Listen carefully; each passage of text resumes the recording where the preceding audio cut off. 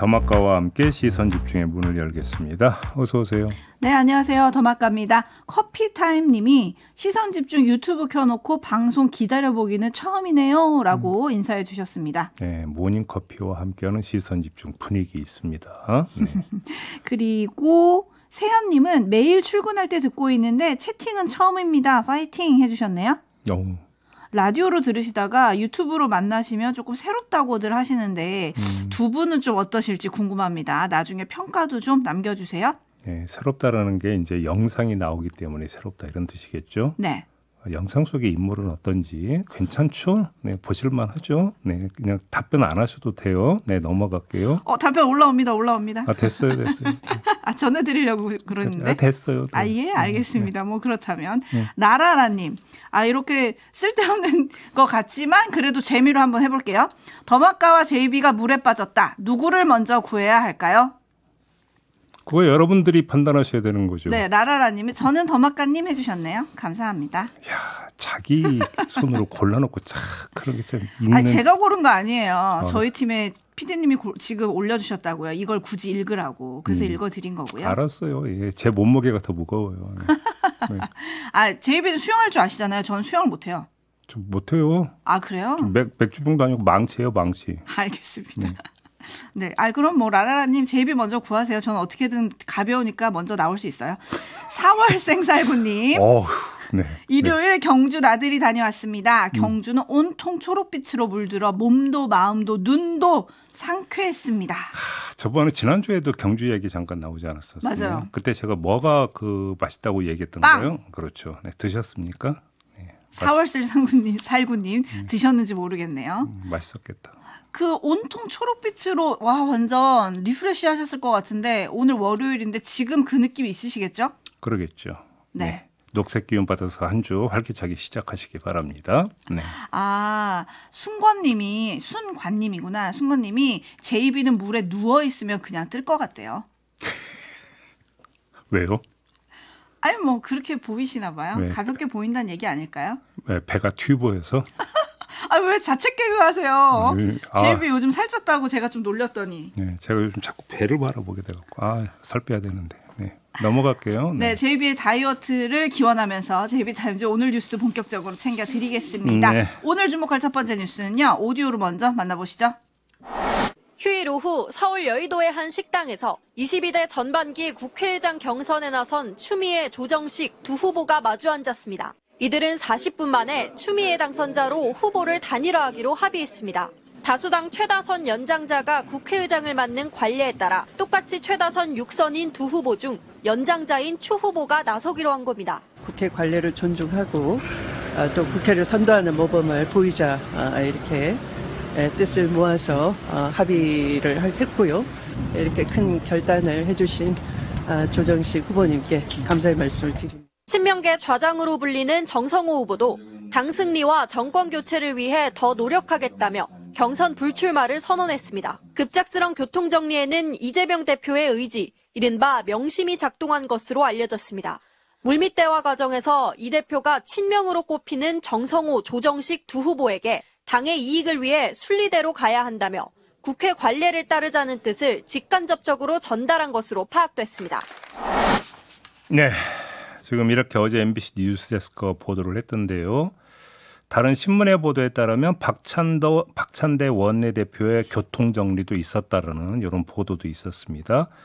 박찬대 원내대표가 5일 조정식 의원을 6일 정성호 의원을 각각 만나서 제가 원내대표로 당선됐는데 국회의장까지 친명이면 친명 일색이라는 비판을 받을 수 있지 않겠냐라면서 불출마를 설득을 했다.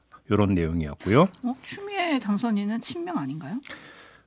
좀 이따 이야기하고요. 민주당은 당원이 주인인데 당원이 뽑은 국회의원이 당원과 다른 결론을 내리면 혼란이 있을 수 있다라는 언급도 했다. 이런 보도가 있었습니다.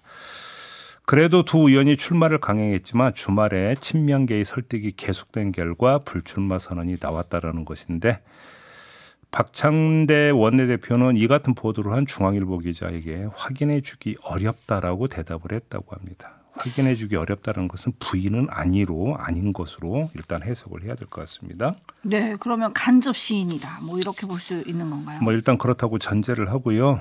친명계 주도로 교통정리를 했다는 건 친명계가 추미애 당선인을 선택했다라는 이야기가 되는 거 아닙니까? 따라서 국회의장 후보로 추미애 당선인이 선출될 가능성이 높다. 이렇게 연결이 돼야 되겠죠. 여기서 한 발 더 나아가 봅시다. 추미애 당선인이 국회의장이 된다면 어떻게 될까? 관련해서 야권 관계자가 했다는 말이 눈길을 끄는데 추미애 당선인이 의장이 돼서 대정부 투쟁 등의 선봉에 서면 야권 독주에 대한 이재명 대표의 책임이 분산된다는 점도 고려하지 않았겠느냐 이렇게 말을 했다고 하는데요. 선봉에 선다는 게 뭔 뜻이겠습니까? 누구나 예상하는 그것일 텐데 자 이러면 가장 이제 눈앞에 다가온 게 22대 개원 협상 아니겠습니까?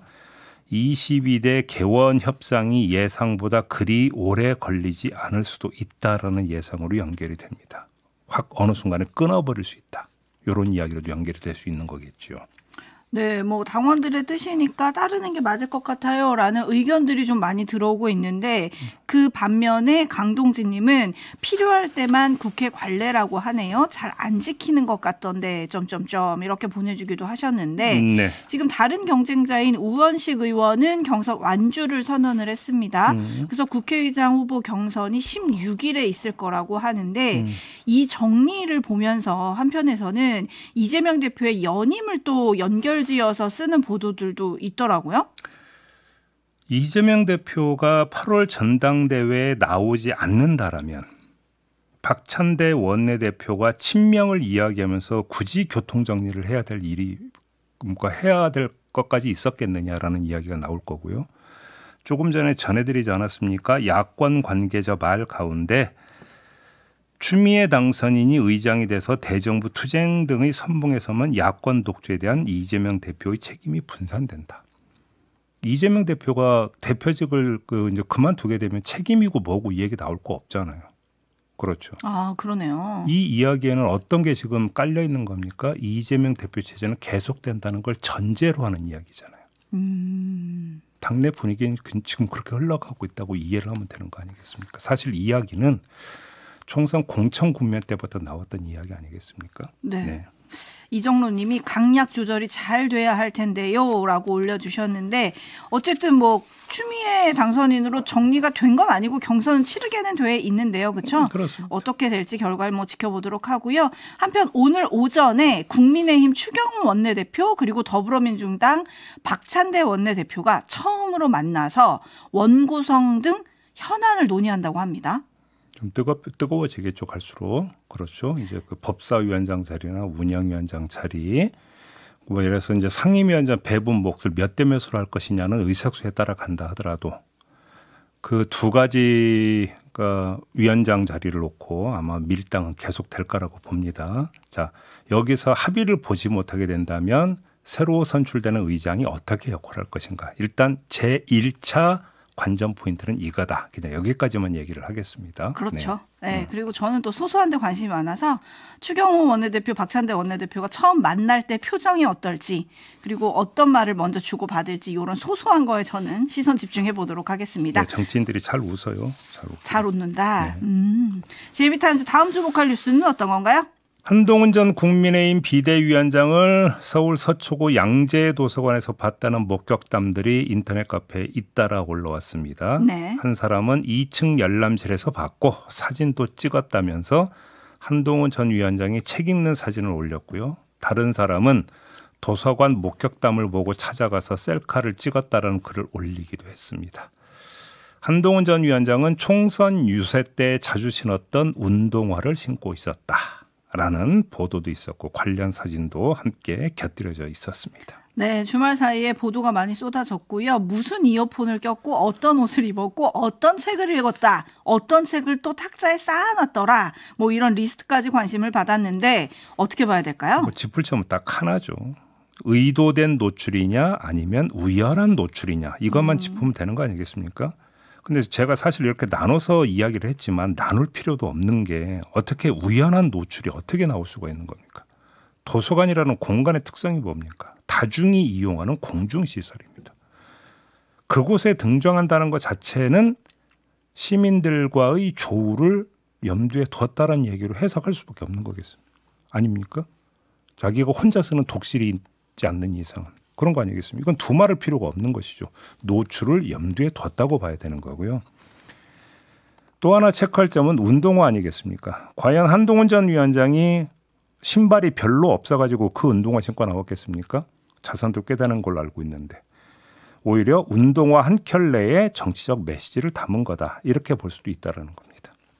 네, 박한숙 님이 나 죽지 않았다 이거죠 라고 보내주셨는데 결국 전당대회를 좀 염두에 두고 있는 행보 아니냐 이렇게 해석을 좀 해야 될까요? 뭐 그렇게 해석을 해야 되겠죠. 그래서 나 여기 있소라는 간접 메시지를 계속 발신하는 것 아니겠습니까? 체크할 점은 왜 간접 메시지여야 하느냐라는 겁니다. 본인이 직접 어떤 의사나 이런 것들을 밝히지 않고 이걸 그러니까 체크를 해야 되는 건데요. 간단한 겁니다. 한동훈 전 위원장은 패장입니다. 패장. 패장은 입이 없다고들 이야기를 합니다. 지금 능동적으로 본인이 할 수 있는 얘기가 없습니다. 그래서 입을 닫아야 되는데 입을 닫아버리면 그리고 행동까지 닫아버리면 노출이 안 됩니다. 잊혀진다는 겁니다. 잊혀져 버리면 자신의 앞날에 별로 도움이 안 되는 거죠. 그래서 선택한 게 간접 메시지다. 잊을만 하면 등장해서 나 여기 있소를 알리는 건데 이렇게 존재감을 유지해야 사실상 전대 출마의 유일한 통로가 될 수 있는 지지자들의 소환을 끌어낼 수 있다. 이렇게 생각한 거 아니겠느냐라는 추정을 한번 해볼 수 있을 것 같습니다. 네, 따이님이 당연히 의도된 노출이겠죠 라고 정리를 좀 해주셨고 장현성님은 난 보통 사람입니다 라는 예전 선거 문구가 생각이 납니다 라고 네. 해주셨는데 네. 한동훈 전 위원장은 총선을 앞두고 영입했던 더불어민주당 출신 이상민 의원도 곧 만날 계획이라고 합니다. 네. 이거는 이제 정치적 만남이라고 봐야 되겠죠? 네. 어떤 말이 오고 갈지 좀 관심이에요? 이상민 의원이 뭐 이거저거 계속 정치적인 입장을 물어보지 않겠습니까? 그렇겠죠. 그러니까 그 전에 뭐 비대위원들과의 만찬 자리나 당직자들과의 만찬 자리는 성격이 약간 다를 수도 있습니다. 왜? 이상민 의원이 적극적으로 물어볼 테니까. 그렇겠죠. 그거에 대해서 어떻게 대답을지 네. 한번 봅시다. 네. 그리고 또 한 보도에서는 제일 조용한 팬미팅 같았다. 이런 목격담이 실리기도 했거든요. 네. 근데 반면에 진짜 팬미팅을 한 사람도 있습니다. 유승민 전 의원이 5년 만에 팬카페 회원들을 만났다 그래요? 뭐 전당대회 앞두고 이제 몸풀기 시작했다. 뭐 이 해석 말고 다른 해석이 뭐가 있겠습니까? 역시 그렇죠. 여기도. 이제 그렇게 되면 유승민 전 의원 입장에서 이제 최대의 관심사는 전대룰이 어떻게 되느냐. 그래서 민심 반영 비율이 어떻게 되느냐. 이게 최대의 관심사 아니겠습니까? 이걸 봐야 되겠죠. 네. 그리고 유승민 전 의원이 뭐 기자들과 통화하면서는 그런 얘기를 했다 그래요. 지지자들은 주로 출마하라는 의견이 많았다. 나도 고민하고 있다. 내가 출마한다고 진짜 당이 변하겠나? 이런 고민을 좀 하고 있다. 결심할 때까지 기다려달라. 이렇게 얘기를 했다는데 과연 룰이 어떻게 바뀔지 이게 지금 초미의 관심인데 잠시 후 성일종 신임 사무총장에게 좀 물어봐 주세요. 네.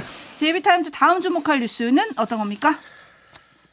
국세청이 지난달 말부터 이 당근마켓, 번개장터, 중고나라 등등 이 중고거래 플랫폼 일부 이용자에게 종합소득세 납부하라는 안내문을 발송을 했다고 합니다. 그러면서 예상 세금 액수까지 기재를 했다고 하는데 중고거래 플랫폼 사업자로부터 제출받은 지난해 7월부터 12월까지의 거래 정보를 토대로 리셀러로 의심되는 사례를 추려서 과세 대상을 특정을 해서 이들을 상대로 안내문을 발송을 했다라는 건데 리셀러가 뭐냐? 수익을 올리기 위한 목적으로 중고 플랫폼에서 한정판 제품 등을 웃돈을 받고 되파는 사업자. 사실상 사업자인데 그냥 개인이 중고 거래하는 것처럼 위장하는 사람. 뭐 이렇게 이해를 하면 될 것 같아요. 그러니까 이 사람들은 사실상 사업자인데 세무신고도 제대로 하지 않고 여기서 수익을 올리니까 세금 내라. 뭐가 문제냐. 뭐 이런 거 아니겠습니까? 국세청의 접근법은 이런 것 같습니다. 근데 중고거래도 세금 대상이 된다? 이거 많이들 모르실 것 같거든요. 네. 그래서 이제 그 세무당국 국세청은 중고거래 횟수와 거래 금액 등을 기준으로 과세 대상을 추렸다고 하는데요. 문제는 그 대상에 리셀러가 아닌 일반 이용자들이 포함이 되어 있다라는 게 지금 문제인 겁니다. 그러니까 사업자 등록을 해야 되는 건가요? 그걸 안 한 일반 사람들도 사업자 등록을 했으면 이렇게 안 하는 거죠. 그러니까요. 사업자 등록을 안 하고 중고거래를 가장하는 사람들을 추려가지고 이제 세무 이제 그 행정력을 동원을 한 건데 이 과정에서 그냥 말 그대로 리셀러도 아니고 그냥 중고거래를 자주 하는 일반 이용자들까지도 과세 대상에 포함을 시켰다라는 겁니다. 네. 자, 그러면 어떻게 해서 이런 일이 발생을 했느냐? 예를 들어서 이런 게 있다고 합니다. 가격 협상 가능을 뜻하면서 호가에 99만 9,999원을 써넣는 경우가 있대요. 그리고 난 다음에 거래 완료 버튼을 누르면 실제 거래 금액과 상관없이 99만 9,999원에 판 걸로 이렇게 잡힐 수 있다는 겁니다. 그러니까 99만 9,999원이라고 써넣는 건 내고 가능합니다라는 뜻인데 이거를 실제 거래 금액으로 간주를 해서 예상 세액을 뽑아서 종합소득세 납부하라 이렇게 통보를 했다라는 건데요. 물론 국세청은 이렇게 설명하고 있다고 합니다. 본인이 사업자가 아니라면 이 안내면 무시하고 그냥 있으면 된다. 이렇게 안내를 하고 있다고 하는데 신고 안 해도 된다고요? 그냥 문제는 무시하고? 그러면서 관할 세무서가 가만히 있겠느냐. 소명을 요구할 수 있다라는 것이 문제가 되는 거고요. 소명을 하려면 카드 내역, 현금 영수증 등등을 통해서 매출액보다 매입액이 크다는 점을 입증을 해야 한다는 겁니다. 그러니까 매출액보다 매입액이 커야 그게 이제 중고거래가 되는 거 아니겠습니까? 중고가는 자기가 산 가격보다 낮아야 되니까. 그래서 그걸 그러니까 증명을 해야 된다. 이렇게 되어버리면 상당히 힘들어지고 거추장스러워진다. 이런 이야기가 되는 거겠죠. 네. 풀 뜯는 고양이님이 리셀러에 대해 어느 정도 제한을 두긴 해야 한다는 데는 동의합니다. 그런데 리셀러와 중고거래 적극적으로 하시는 일반 분들을 어떻게 딱 현실적으로 구분할 수 있을까요? 이게 구분이 되는 건 맞습니까? 자, 여기서 핵심이 뭡니까? 구분을 누가 해야 된다라는 겁니까? 내가 해야 되는 겁니까? 세무당국이 해야 되는 겁니까? 세무당국이 해야 되는 거 아닙니까? 그런데 자신들의 세무 추적의 부담을 개인의 부담으로 좀 돌려버린 거 아니겠습니까? 억울하면 네가 그럼 신고해 봐줄게 이거잖아요. 여기에 문제가 있다는 거죠. 네, 반면 많은 분들은 나라 국관이 비었다는 방증인가요? 라는 댓글을 보내주고 계시네요. 네. 제이비타임즈 다음 주목할 뉴스는 어떤 겁니까? 지난해 3월부터 지난 2월까지 경기 지역 초중고등학교에서 성교육 도서 2,528권이 폐기됐다고 합니다. 왜요? 경기도 교육청이 지난해부터 관내 학교에 도서 폐기 조치 관련 공문을 2차례 보낸 결과라고 하는데 부적절한 논란 내용이 포함된 도서에 대해서 교육 목적에 적합하도록 조치하라. 이런 내용의 공문이었다고 합니다. 뭐 부적절한 거를 폐지하세요라고 하는 거면 괜찮은 거 아니에요? 그런데 문제는 간행물윤리위원회가 지난달 시민단체들이 심의를 청구한 성교육 도서 68권을 심사를 했는데 이 가운데 67권이 유해도서에 해당되지 않는다라고 의결을 했거든요. 그런데도 지금 학교 현장에서 폐기가 이루어지고 있고 폐기가 된 게 경기도 교육청의 공문 때문인데 그러면 경기도 교육청은 왜 이런 공문을 보냈느냐? 배경을 알고 보니까 우익단체 이런 데 몇 군데에서 이러이러한 책들 문제가 있으니까 폐기해야 된다는 주장을 했고 이것 때문에 경기도 교육청이 학교에 공문 보낸 거 아니냐 이런 지금 지적이 학교 일선 현장에서 나오고 있다라는 건데요. 그러니까 대상이 되는 교육 도서가 큰 문제가 없다는 건 조금 전에 간행물윤리위원회 심사 결과로 제가 지금 대신한 건데 언제까지 도대체 이런 일들이 반복이 돼야 되는 건지 부적절한 논란 내용이라고 지금 교육청 공문에 들어가 있다라는 건데 부적절한 기준이 도대체 뭔데요? 학교에서 알아서 하라는 거잖아요. 그럼 학교 보고 자체적으로 검열하라는 뜻이 돼버리는 거잖아요. 이런 식으로 지금 그 행정을 하는 것은 옛날로 돌아가는 거 아니겠습니까? 도서 검열이지 않습니까? 난 뭐 거기에 기준이라도 있으면 모르겠는데 정부 간행물윤리위원회는 문제 없다라는 아니라고 했는데 그렇죠. 이거 뭐 지금 퇴보라고밖에 볼 수 있는 게 없는 거 아니겠어요? 그러니까 유리님이 세상이 거꾸로 가는 것 같아요라고 정리해 주셨네요. 마무리하죠. 담화가 수고하셨습니다. 고맙습니다.